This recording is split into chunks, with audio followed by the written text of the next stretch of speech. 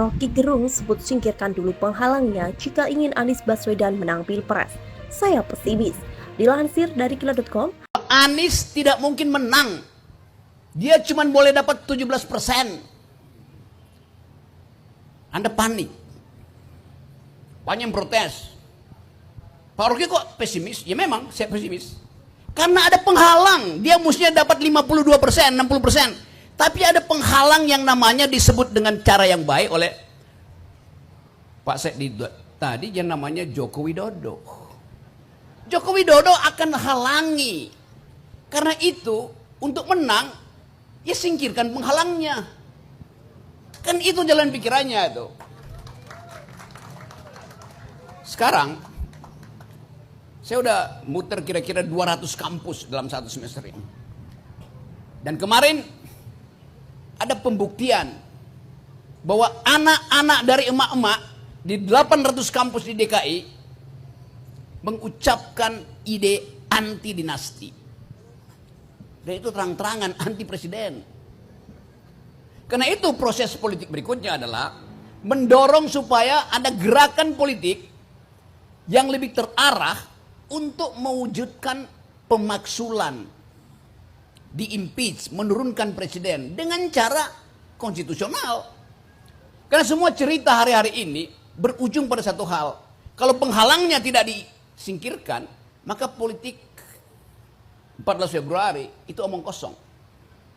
Ini kalkulasi, bukan sekedar kemarahan. Pak Sedidu nggak ada problem dengan Jokowi. Dia punya problem dengan kebijakan Jokowi.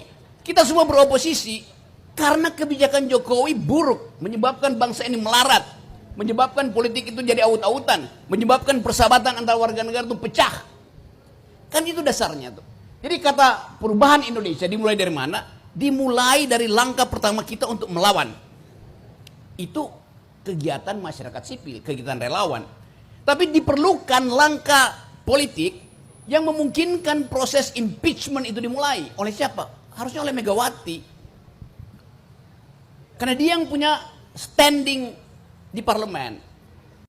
Rocky Gerung memberikan narasinya terkait kemenangan Anies Baswedan dalam Pilpres.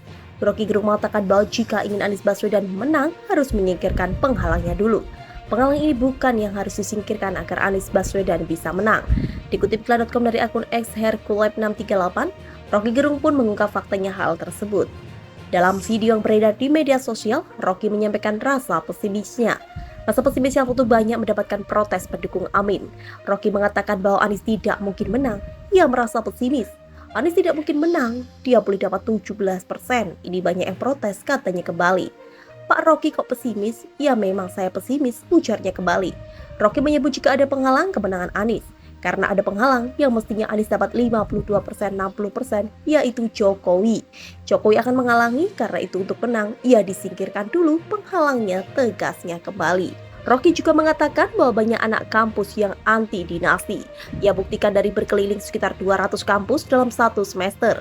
Saya sudah muter kira-kira 200 kampus dalam satu semester, tuturnya kembali.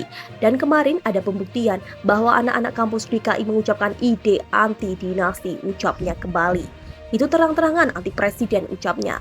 Rocky pun mengajak untuk gerakan politik lebih terarah, yaitu mewujudkan pemaksulan presiden dan juga menyingkirkan penghalang agar pemilu aman.